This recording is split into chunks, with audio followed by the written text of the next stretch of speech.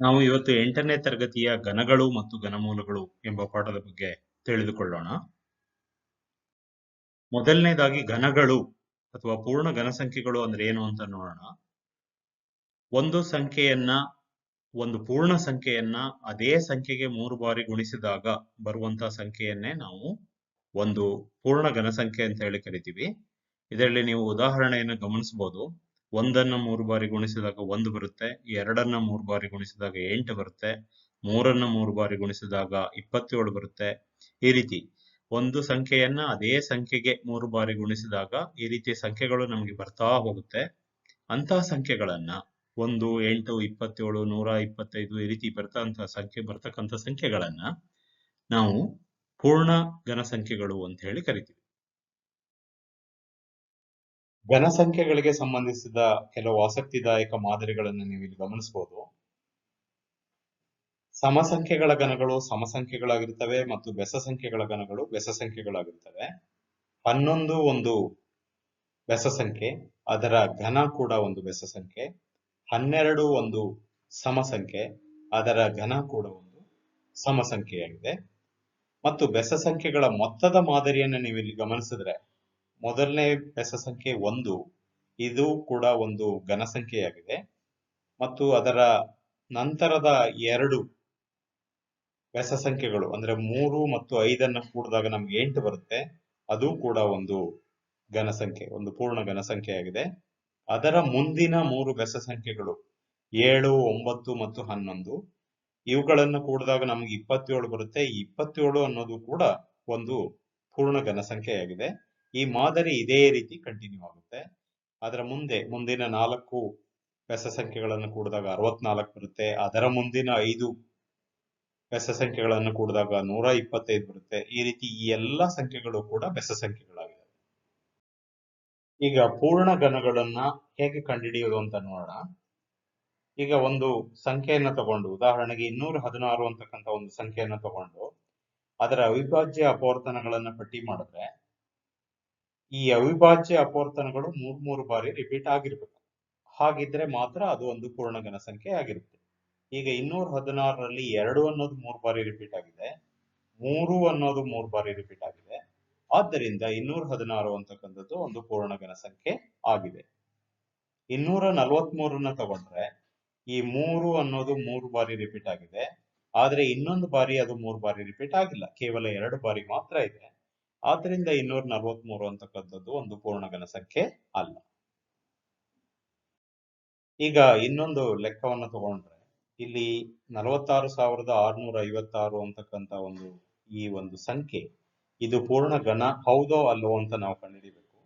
ಈ ರೀತಿ ಅದನ್ನ ಅವಿಭಾಜ್ಯ ಅಪವರ್ತನಗಳನ್ನ ಕಂಡುಹಿಡಿದು ಪಟ್ಟಿ ಮಾಡಿದಾಗ 2 ಅನ್ನುವಂಥದ್ದು ಒಂದು 3 ಬಾರಿ ರಿಪೀಟ್ ಆಗಿದೆ, ಮತ್ತೊಂದ್ಸರಿ ಅದು 3 ಬಾರಿ ರಿಪೀಟ್ ಆಗಿದೆ, ಮತ್ತೊಂದ್ಸರಿ 3 ಅಂತಕ್ಕಂಥದ್ದು 3 ಬಾರಿ ರಿಪೀಟ್ ಆಗಿದೆ.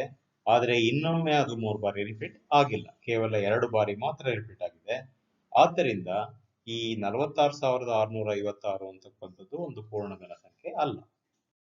ಈಗ ಇಲ್ಲಿ ಒಂದು ಸಂಖ್ಯೆಯನ್ನ ಪೂರ್ಣ ಘನ ಸಂಖ್ಯೆಯನ್ನಾಗಿ ಮಾಡಲಿಕ್ಕೆ ಕನಿಷ್ಠ ಯಾವ ಸಂಖ್ಯೆಯಿಂದ ಗುಣಿಸಬೇಕು ಅಂತ ಕಂಡುಹಿಡಿಯಬೇಕಾಗಿದೆ. ಇದರಲ್ಲಿ 243 ಅಂತಕ್ಕಂಥ ಒಂದು ಸಂಖ್ಯೆಯನ್ನು ತಗೊಂಡು ಅದರ ಅವಿಭಾಜ್ಯ ಅಪವರ್ತನಗಳನ್ನು ಪಟ್ಟಿ ಮಾಡಿದ್ರೆ 3 ಅಂತಕ್ಕಂಥದ್ದು 3 ಬಾರಿ ರಿಪೀಟ್ ಆಗಿದೆ, ಆದ್ರೆ ಇನ್ನೊಂದ್ಸರಿ ಅದು 3 ಬಾರಿ ರಿಪೀಟ್ ಆಗಿಲ್ಲ, ಕೇವಲ 2 ಬಾರಿ ಮಾತ್ರ ಇದೆ. ಆದ್ರಿಂದ ಇನ್ನೊಂದ್ಸಾರಿ ಇನ್ನೊಂದು 3ಅನ್ನ ಅದಕ್ಕೆ ಗುಣಿಸಿದ್ರೆ, 243ಕ್ಕೆ 3ಅನ್ನ ಗುಣಿಸಿದ್ರೆ ನಮ್ಗೆ 729 ಬರುತ್ತೆ.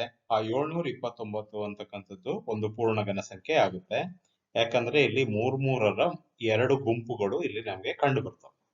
ಆದ್ದರಿಂದ 243ನ್ನ ಪೂರ್ಣ ಘನವನ್ನಾಗಿ ಮಾಡಲಿಕ್ಕೆ ಗುಣಿಸಬೇಕಾದಂತಹ ಕನಿಷ್ಠ ಸಂಖ್ಯೆ 3. ಈಗ ಇಲ್ಲಿ ಒಂದು ಸಂಖ್ಯೆಯನ್ನ ಪೂರ್ಣ ಘನವನ್ನಾಗಿ ಮಾಡಲಿಕ್ಕೆ ಕನಿಷ್ಠ ಯಾವ ಸಂಖ್ಯೆಯಿಂದ ಭಾಗಿಸ್ಬೇಕು ಅಂತ ಹೇಳಿ ಕಂಡುಹಿಡಿಬೇಕಾಗಿದೆ. ಉದಾಹರಣೆಗೆ ನಾವು 128ಅನ್ನ ತಗೊಳ್ಳೋಣ. 128ರ ಅವಿಭಾಜ್ಯ ಅಪವರ್ತನಗಳನ್ನ ಪಟ್ಟಿ ಮಾಡಿದ್ರೆ ಇಲ್ಲಿ 3 ಬಾರಿ ರಿಪೀಟ್ ಆಗಿದೆ, ಇನ್ನೊಂದ್ಸರಿ ಅದು 3 ಬಾರಿ ರಿಪೀಟ್ ಆಗಿದೆ, ಇನ್ನೊಂದು ಬಾರಿ ಅದು 3 ಬಾರಿ ರಿಪೀಟ್ ಆಗಿಲ್ಲ, ಕೇವಲ 1 ಬಾರಿ ಮಾತ್ರ ಇದೆ. ಆದ್ದರಿಂದ 128ಅನ್ನ 2ರಿಂದ ಭಾಗಿಸಿದ್ರೆ ನಮಗೆ 64 ಬರುತ್ತೆ.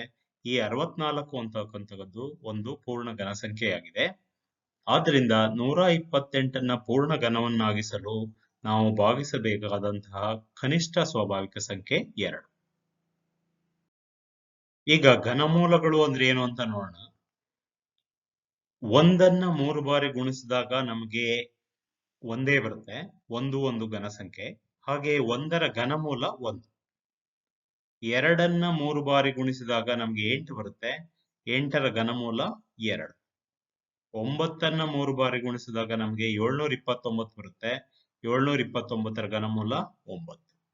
10ನ್ನ 3 ಬಾರಿ ಗುಣಿಸಿದಾಗ ನಮ್ಗೆ 1000 ಬರುತ್ತೆ. 1000 ಘನಮೂಲ 10.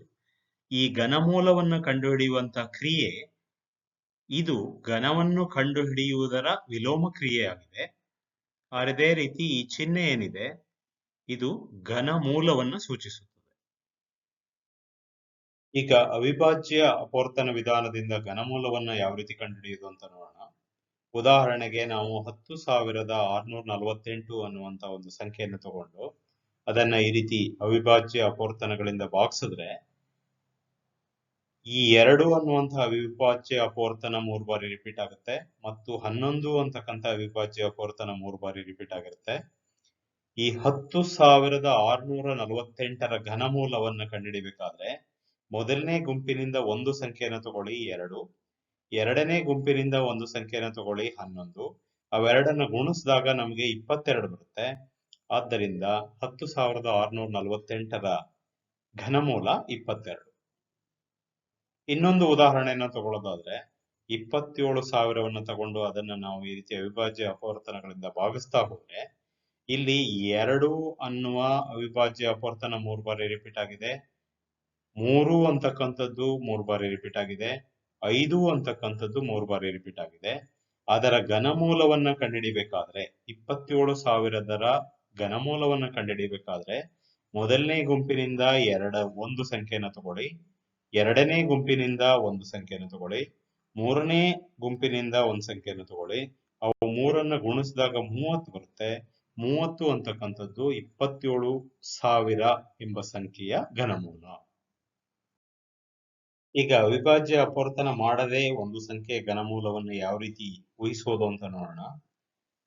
4,913 ಅಂತಕ್ಕಂಥ ಒಂದು ಉದಾಹರಣೆಯನ್ನು ತಗೊಂಡು ಅದರ ಬಲತುದಿಯಿಂದ 3 ಅಂಕಿಗಳ ಗುಂಪುಗಳನ್ನಾಗಿ ಮಾಡಿದ್ರೆ 913 ಅಂತಕ್ಕಂಥದ್ದು ಒಂದು ಗುಂಪು, 4 ಅಂತಕ್ಕಂಥದ್ದು ಒಂದು ಗುಂಪು. 913ರ ಬಿಡಿ ಸ್ಥಾನದಲ್ಲಿ 3 ಇದೆ, ಅಂದರೆ ಅದರ ಘನಮೂಲದ ಬಿಡಿ ಸ್ಥಾನದಲ್ಲಿ 7 ಬರುತ್ತೆ. 4 ಅನ್ನುವ ಸಂಖ್ಯೆಯ ಘನಮೂಲವು ಈ 1 ಮತ್ತು 2ರ ನಡುವೆ ಬರುತ್ತೆ. ಅವೆರಡರಲ್ಲಿ ಚಿಕ್ಕದನ್ನ ನಾವು ತಗೊಳ್ಬೇಕು.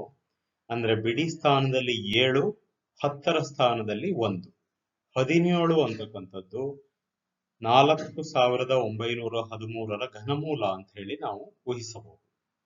ಅದೇ ರೀತಿ ಇನ್ನೊಂದು ಉದಾಹರಣೆಯನ್ನು ತಗೊಂಡ್ರೆ 12,167, ಇದರಲ್ಲಿ ಬಲತುದಿಯಿಂದ 3 ಅಂಕಿಗಳ ಗುಂಪುಗಳನ್ನು ಮಾಡಿದ್ರೆ 167 ಅಂತಕ್ಕಂಥದ್ದು ಒಂದು ಗುಂಪು, 12 ಅಂತಕ್ಕಂಥದ್ದು ಒಂದು ಗುಂಪು. 167ರ ಬಿಡಿ ಸ್ಥಾನದಲ್ಲಿ ನಮಗೆ 7 ಇದೆ, ಅಂದ್ರೆ ಅದರ ಘನಮೂಲದ ಬಿಡಿ ಸ್ಥಾನದಲ್ಲಿ ನಮಗೆ 3 ಬರುತ್ತೆ. ಮತ್ತು 12ರ ಘನಮೂಲ ಇದು 2 ಮತ್ತು 3ರ ನಡುವೆ ಇದೆ.